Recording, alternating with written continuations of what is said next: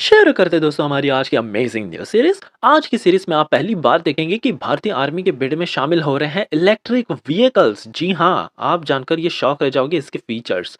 Russia के fifth generation fighter jet की काफी खिल्लियां उड़ाई है रिसेंटली अब चाइना ने।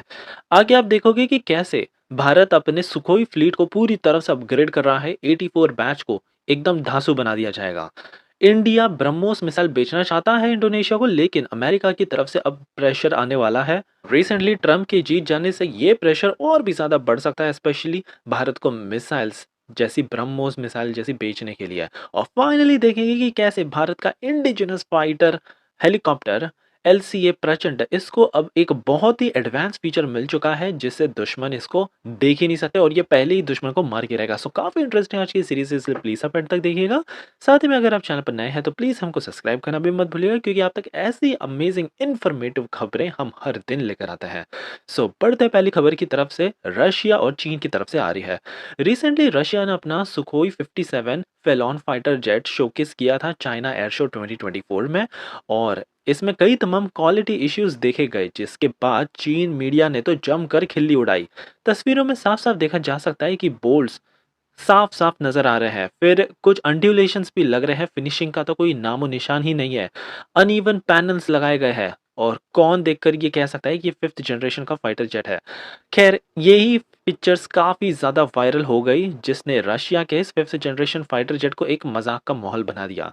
नेटिज़न्स का कहना था कि वैसे तो रशिया ने इसका प्रमोशन करने के लिए चाइना एयर शो में भेजा था, क्योंकि ये सऊदी अरेबिया, यूएई भारत को अपना 5th जनरेशन फाइटर जेट बेचना चाहते हैं, लेकिन जिस तरह से चीनी मीडिया ने इनकी खिल्ली उड़ाई है, लग रहा है कि अब दूर-दूर तक कोई देश इनके expensive 5th generation fighter jet को नहीं खरीदेगा। सो वाक़ई में इससे रशिया और चीन के रिश्तों में भी थोड़ी-सी खटास आ चुकी है।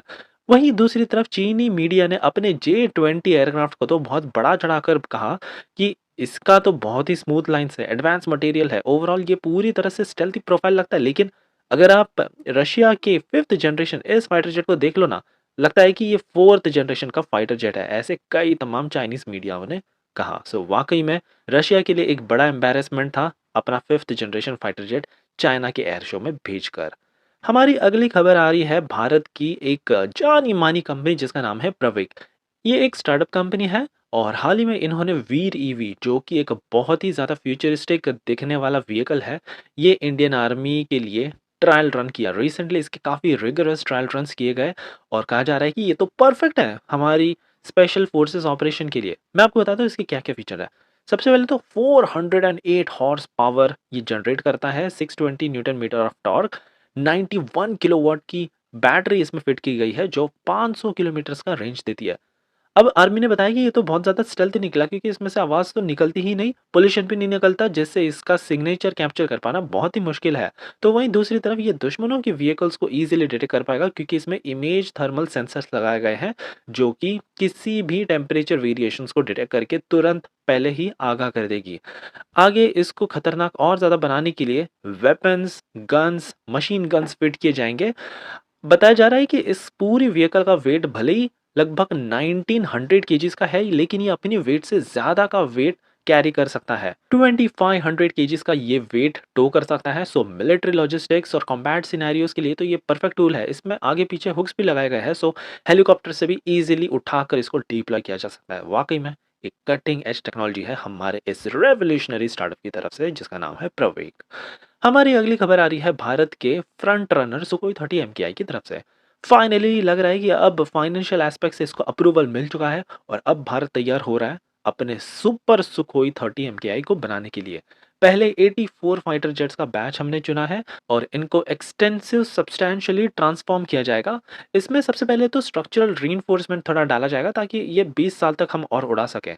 रेडार जो पुराने थे NO11M, इनको निकाल फेंक कर हमारा सबसे एडवांस AESA रडार, जो कि active electronically scanned array radar है, इसको फिट किया जाएगा।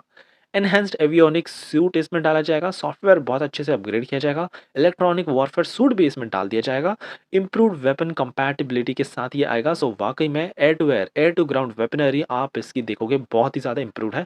और यही अर्मेनिया भी भारत को कह रहा है कि आप भी प्लीज़ हमारे सुकोई 30 MKI की फ्लीट को आपकी तरह ही अपग्रेड करके दे दो। सो वाक़ई में देखने लायक होगा कि कितना बड़ा ये सक्सेस प्रोजेक्ट भारत के लिए साबित होता है। हमारी अगली खबर ब्रह्मोस मिसाइल की तरफ से आ रही है। अब भारत बेचना चाहता है इंडोनेशिया को अपनी ब्रह्मोस मिसाइल, लेकिन सबसे बड़ी प्रॉब्लम यहाँ पर आ रही है यूएस प्रेशर।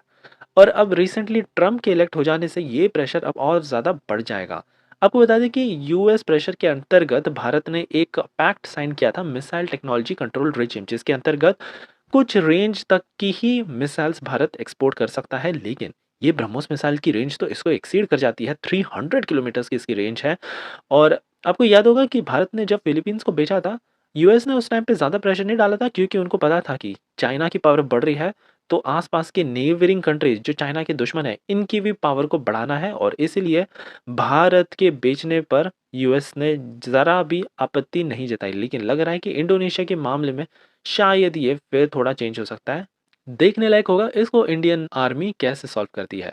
और फाइनली हमारी आखिरी खबर आ रही है भारत के सबसे अत्याधुनिक advance indigenously developed light combat aircraft प्रचंड, जिसको शॉर्ट में हम एलसीएचबी कहते हैं।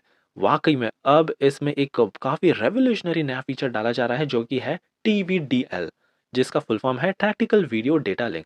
मैं आपको बताता हूँ अब ये काम कैसे करेगा। बेसिकली सबसे पहले तो इंडियन आर्मी छोड़ देंगे अपना यूएवीज, फिर इंडियन एयरफोर्स यहाँ पर अपना एलसीएच प्रचंड लॉन्च करेगी।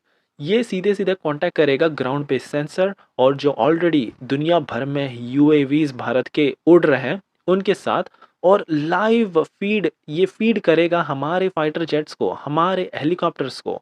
बारीकी से real time data, high quality video imagery data capture करके ये सीधा हमारे पायलट्स तक पहुंचाएगा, और ड्रामेटिकली ये गेम चेंजर साबित हो जाएगा बैटलफील्ड में।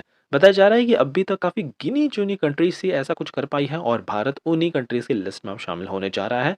हालाँकि ये सब कर पाना बहुत मुश्किल है, सीमलेसली इसको ट्रांसफ़ॉर्म करना और फिर बाद में साइबर सिक्योरिटी से इसे पूरी तरह से प्रूफ बना देना, सो दैट अगर कोई साइबर सिक्योरिटी अटैक होता है, तो ये सब बच जाए। आपको बता दें कि हमारा ये जो एलसीएच प्रचंड है, ये भारत का first indigenously developed built combat helicopter है, जो कि हाई ऑल्टीट्यूड ऑपरेशंस के लिए पूरी तरह से कैपेबल है। इंडियन आर्म्ड फोर्सेस को ध्यान रखते हुए इसको डिज़ाइन किया गया है। माउंटेनियस टेरेन में तो ये बहुत ईज़िली जा सकता है, इसलिए बॉर्डर में इसको हमने डिप्लॉय करके रखा है। इसमें एयर टू एयर मिसाइल्स हमने फिट कर दी है। 20 एमएम की टरेट गन भी हमने फिट की है एंटी आर्मर मिशंस के लिए, तो ये बहुत ही ज़्यादा बेस्ट है। और अब इस नए फीचर के आ जाने से वाक़ई में ये काफ़ी अनबीटेबल हेलीकॉप्टर बन जाएगा, और अब दुनिया भर में इसकी डिमांड बढ़ सकती है। सो वाक़ई में एक रेवोल्यूशनरी गेम चेंजर टेक्नोलॉजी भारतीय साइंटिस्ट की टीम ने डेवलप करके दिखाई है। सो ये थी हमारी आज की amazing news series. I hope कि आपको ये सीरीज़ पसंद आई हो, और अगर हाँ, तो प्लीज़ हमको एक लाइक करना मत भूलिएगा, आपका ऐसा ही कमाल का सपोर्ट दिखाते रहने के लिए।